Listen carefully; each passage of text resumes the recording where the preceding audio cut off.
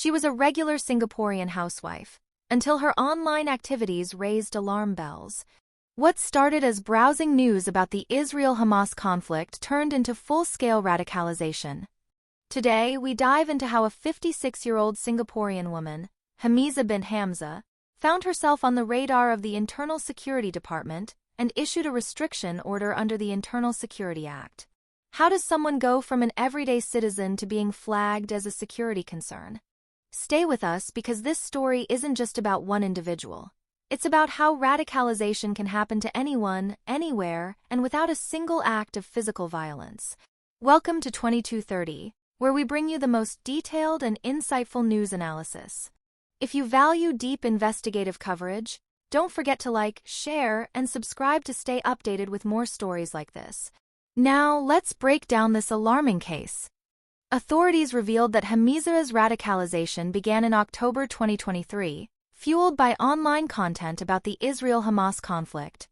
She reportedly became a strong supporter of the Axis of Resistance, AOR, a coalition of Islamist militant groups including Hamas, Hezbollah, and the Houthis.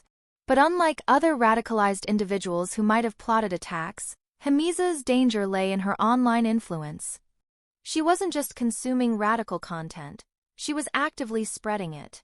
According to the Internal Security Department, ISD, she managed multiple pro-extremist social media groups, some with over 1,000 members, where she glorified armed violence and martyrdom.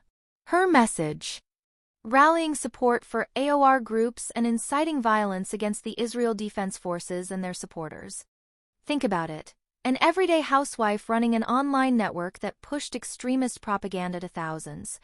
And when social media platforms banned her accounts, she simply created new ones to continue spreading her radical views.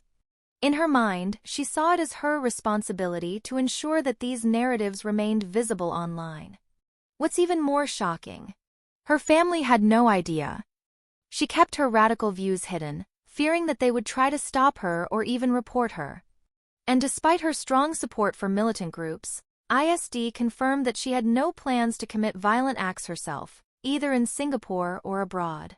But her role as a digital propagandist made her a serious security threat. As a result, she was issued a restriction order under the Internal Security Act, ISA. This means she is now barred from changing her residence or employment, traveling overseas, accessing the internet, or issuing public statements without ISD approval. Essentially, she has been stripped of any ability to continue her activities. But Hamiza wasn't the only one flagged by authorities. Alongside her, ISD also detained Nick Lee Shing Chiu, an 18-year-old student, for his far-right extremist views and planned attacks on Muslims in Singapore. Additionally, Saharuddin bin Sari, a 34-year-old Malaysian cleaner, was deported for supporting ISIS and attempting to join conflicts overseas. This case raises an important question. How does radicalization happen so quietly that even family members don't notice? And in a time where information is so easily accessible, how do we prevent online extremism from spreading? We want to hear your thoughts. Do you think enough is being done to detect and stop online radicalization? Let us know in the comments. And if you found this analysis insightful, don't forget to like, share, and subscribe for more in-depth news coverage right here on 2230.